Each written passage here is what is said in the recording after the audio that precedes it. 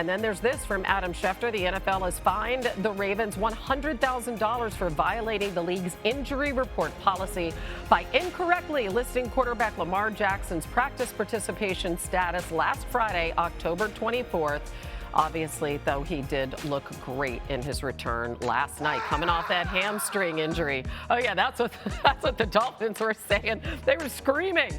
Lamar had been out for 3 weeks, and he led the Ravens to a 28-6 win to kick off Week 9, going 18-23, 204 yards, 4 touchdowns. Baltimore winning back-to-back games for the first time this season. Here's Lamar with SVP talking about his mindset after the game. We feel good. You know, like you said, we got everybody coming back healthy. We just got to stay dialed in. You know, I know what's ahead of us. Knowing it's do or die right now.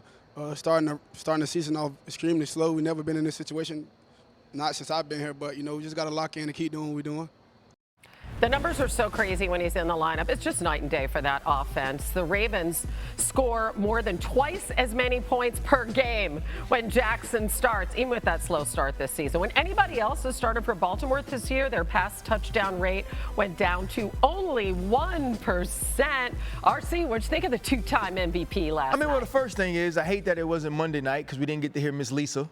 Right? Yeah, that's always the best part about any Lamar Jackson interview post-game. But I think the other thing is Lamar Jackson should sit out and be like, hey, y'all remember when I was on the bench what we looked like? Because this team is night and day with him. And what I saw last night was his ability to not only manipulate the pocket, but throw from the pocket. I thought he was so clean on the play action passes in between the numbers and allowing his receivers to catch the football and then have space to run. I also thought that the efficiency of this offense, especially in the red zone, changed so much with Lamar Jackson. His feel in the pocket, the ability to step up and find receivers late in the down. I think it's uncanny, and it's also unmatched by anyone else in the NFL. Now, it is the Miami Dolphins, so you have to temper the expectations or what you saw from him last night, but he looked good, he looked clean, and he also seemed to get better as the game went on, and he got more comfortable.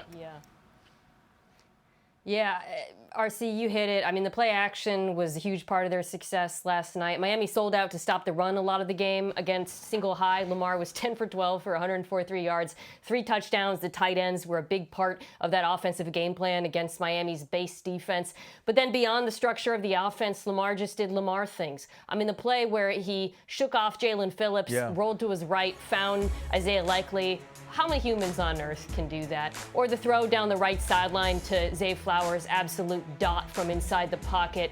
Just reminded of his unbelievable downfield accuracy.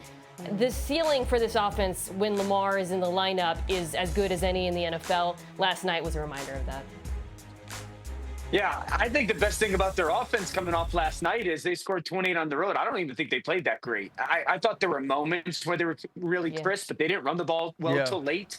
And I agree the play action pass game got better as the game went on. So I think you're encouraged about their offensive performance. Me, I'm encouraged about the defense. In the last 3 games, they're giving up 13 a game. And so this is a defense right now that is starting to play at a certain style.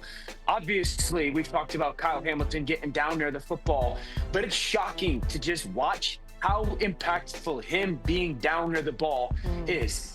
How much better they are in the red zone when he's down near the football because of the space that he closes is such a prominent part of their defense. I also thought Malachi Starks was really good in that kind of nickel spot when they can have Kyle down there with Malachi down there. I thought they ran to the football significantly better than they did at the start of the season. Yeoman made some plays. So Marlon, much better in coverage, much more consistent in coverage. So, yes, the offense I'm encouraged by or improved, but this defense feels like it's trending towards being one of the better units the back half of this season. Yeah, I agree with you, Dan. I love your point about Kyle Hamilton because putting him closer to the football, he's affecting the plays. And even when he doesn't get hands on the football, get to the quarterback, or even get to the runner, the ball carrier, he's buying time for the rest of the defense. And then you feel them all attacking as one. So it's completely disrupted the timing of other offenses. I do think they should add to the defensive line, defensive tackle, pass rush. But I do agree with you, Dan. This was a very encouraging game, and it's a continued performance for this Ravens defense. Yeah, we're going to talk about that coming up next. now the discussion is, can they have a run Yeah. and actually win the division? One of our favorite people on Countdown is researcher, producer Evan Kaplan, here with us today for a segment we call That's Cap, where he digs deep into the numbers. And there is the man of the hour. We're going to look at the top of the AFC North, Cap. Hannah, this division has been flipped on its head over the last few weeks. Entering week 7, look at these numbers. The Steelers had a 79% chance to win the AFC North according to our analytics. The Ravens were at 16%. Steelers were 4-1. The Ravens were 1-5. Now, just 2 weeks later, the Ravens are 3-5, but they've got Lamar Jackson back, and Baltimore has a 50% chance to win the AFC North ahead of the Steelers, who still have a winning record and are in first place at 4-3. Part of that is because Lamar is back. The other part is each team's remaining schedule. The Ravens have the 5th easiest remaining schedule in the AFC. Steelers have the 3rd hardest. And let's dig into this a little bit more, and we're going to use our playoff predictor touchscreen. Starting with this game on Sunday against the Colts, Steelers have a 42% chance to win that game according to ESPN analytics. Look at these numbers here. Pittsburgh is only favored in 3 of their remaining 10 games. This game against the Bengals, they play the Dolphins here, and then week 17 against the Browns. Look at these 2 games against the Ravens. 37% chance to win in Baltimore, only 46 when they played the Ravens at home in week 18. So let's put this in action here. Focus on these 2 numbers at the top. If the Steelers beat the Colts on Sunday, despite everything I just talked about, things still looking good for Pittsburgh, right? Up to 64% to make the playoffs, 51% to win the division. If they lose, though, now they're 4-4. They're down to 42% to make the playoffs, only 35% to win the division. So these numbers say the Steelers need a win on Sunday against a 7-1 Colts team to maintain control of the AFC North. RC, we going cap or no cap on that? Hey, no cap. And that's what makes me nervous, because you also look at the Ravens schedule, and they have very winnable games through the next 5 weeks.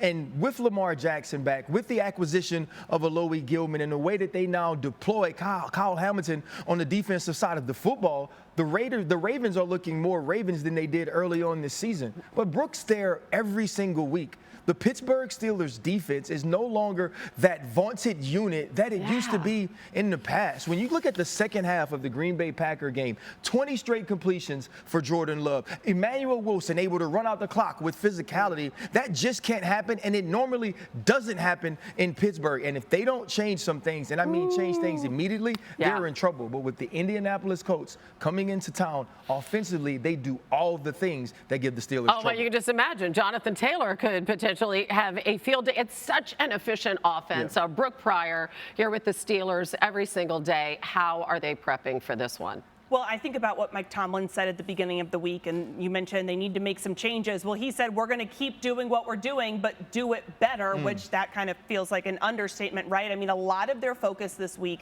has been on how to slow down Tyler Warren and Jonathan Taylor. And that job to slow down tight end Tyler Warren just got a lot more difficult because they put Deshaun Elliott on IR. We knew that was going to happen.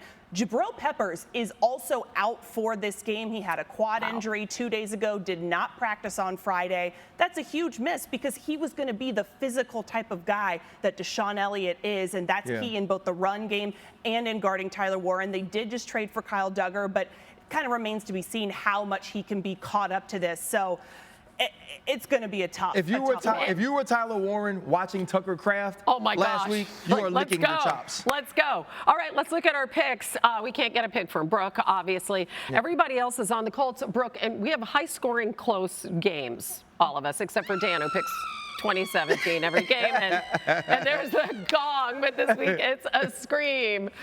Should we be screaming, or are we on the mark, you think? I think you're on the mark with it being a high-scoring game, because that's the only way the Steelers are going to be in this one. Is the Colts defense is just as suspect. So maybe Aaron Rodgers will turn back the clock again. Hey, you got to figure they might have to put 30 points on the board